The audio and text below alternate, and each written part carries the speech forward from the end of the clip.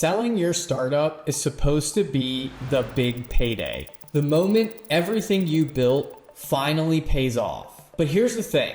I've seen deals where the buyer discovers that the entire business is a fraud. And I've seen a seller go on a month-long cruise while the buyer watches their new business go to zero overnight. I've also seen founders hand over their company for a promise that never existed. And in every single one of these situations, the outcome came down to one thing: whether or not they had the right legal work in place. I'm Omid, a 2X software founder and SaaS lawyer, and I've helped dozens of founders buy and sell businesses. Today, I'm going to walk you through 5 real situations where startup exits went sideways and what you can learn from each one so it doesn't happen to you. Story 1, the business that was laundering money.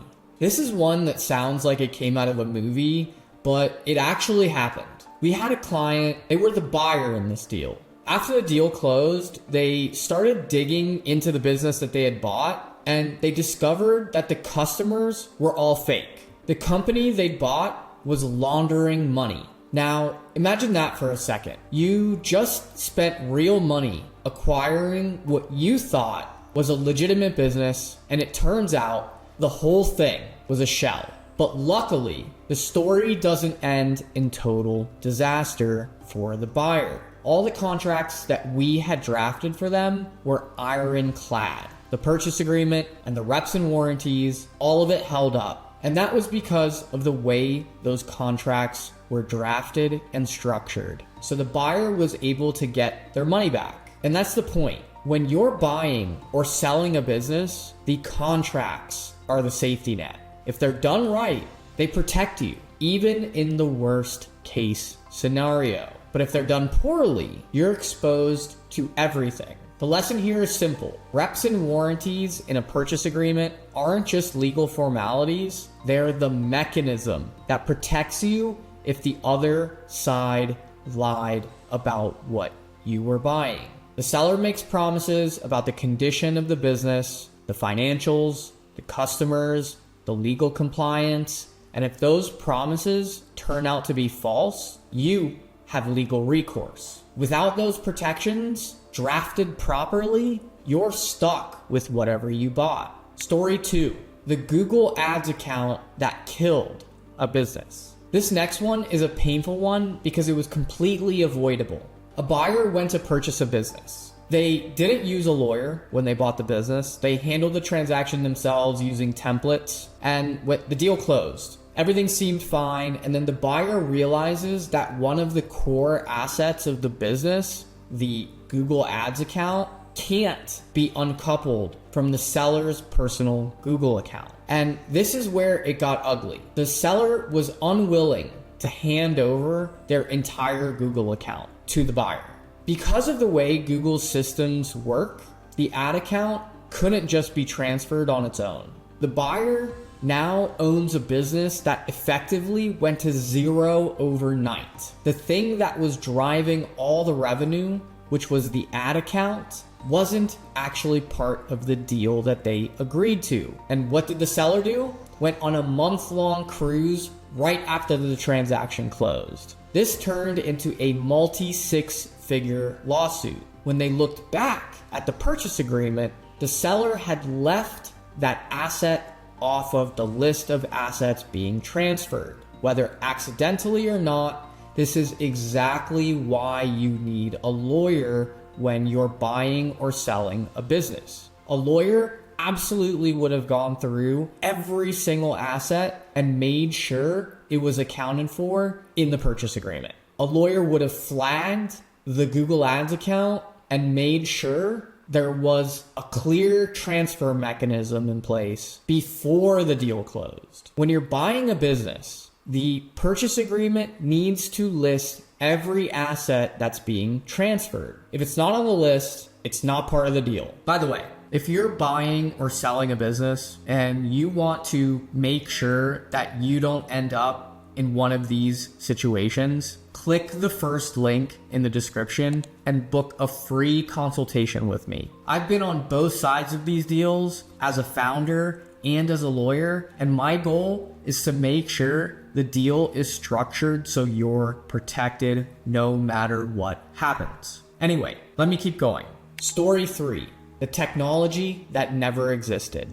This one is about earnouts, and it's a perfect example of why the structure of your deal matters just as much as the price. A seller was selling their business to an acquirer. As part of the deal, the buyer promised the seller access to a new technology. Half the purchase price was structured as an earnout. That means the seller would only get that money if they hit certain performance targets after the acquisition. The seller thought, great, with this new technology, I'm going to crush those targets. This earnout is basically guaranteed money, except the technology never existed. The buyer had been working on it, but they realized they couldn't make it viable. So they scrapped it. The seller never got access to the tech that was supposed to help them hit their numbers. And without that technology, the seller never achieved the earnout.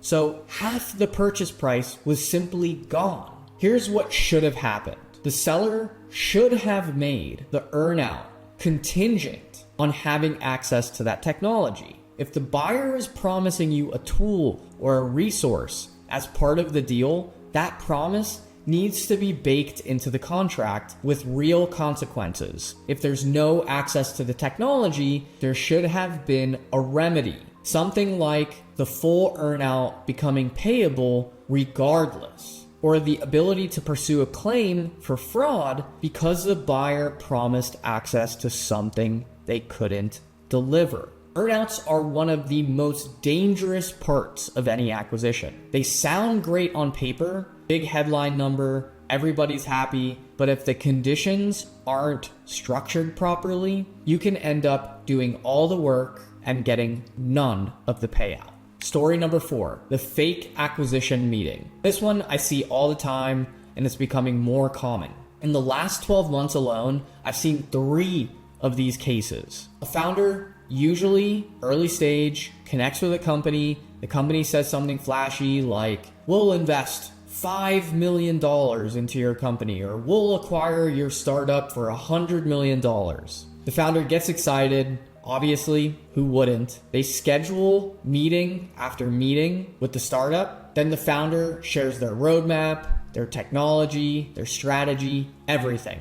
Then nothing happens. The company was never going to invest. They were never going to acquire. They were extracting free consulting from the founder, getting a deep dive on the back end of the tech, understanding the business model, learning the strategy, and then they walk away. I've seen acquirers go as far as inviting high-level team members like the CEO or the CTO to the acquisition talks and doing a complete technical deep dive before pulling out. We recently helped a founder through exactly this situation. In the early stages, they consulted with us. I advised them, push for a term sheet after the initial conversation with the company that wanted to acquire and invest in them. Don't keep taking meetings without getting something concrete on paper, is what I told them. When the founder sent over an outline of the terms, the company let the founder know they were only going to offer equity, not cash. But that wasn't what they had originally discussed. That wasn't what the founder was looking for. And it's not what the company had said in their first meeting. Now, because we got involved early, the founder didn't waste months of their time. They found out the truth within a couple of conversations instead of after sharing everything about their business. The takeaway here is straightforward. If someone approaches you with a big number, whether it's an investment or an acquisition, push for a term sheet early. Don't keep sharing information, meeting after meeting, without getting something in writing. A term sheet forces the other side to put their actual offer down, and it tells you very quickly whether they're serious or just fishing for free information. Story number 5, the blog sale and the missing IP assignments. This last story is about something that trips up more deals than people realize. IP assignments. We had a seller recently who was selling a prominent online blog. The buyer wanted to buy the business and everything was moving along, but then the buyer asked for IP assignments from all the people who had worked on the blog. And there were no IP assignments. None. Now, here's why that's a problem. An IP assignment is a contract that says anything I created for this company is owned by the company. Without those agreements in place, anyone who contributed to the blog, writers, designers, developers, could theoretically claim ownership of whatever they created. When you go to sell your company, if there was a key contributor who never signed one of these agreements, acquirers will often say, I'm not buying this until you get that IP assignment contract signed. And that's exactly what happened here. The deal was supposed to close. That deadline flew by.